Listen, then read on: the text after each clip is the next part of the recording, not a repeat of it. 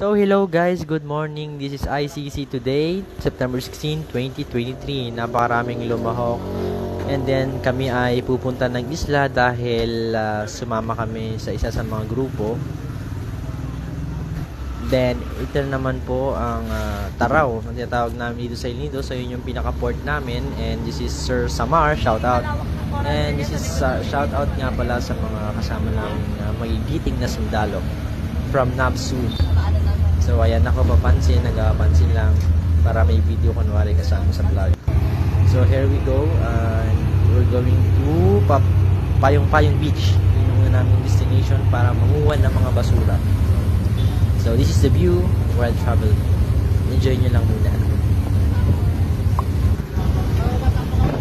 And then kumanta naman ako sa harap at sila Sir ay nag-ready na for diving.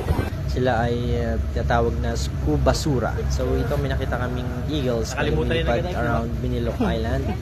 So yan na sila Sir. Tapos sila mag-dive. Kinukuha na lang nila yung basura na nakuha nila sa ilalim.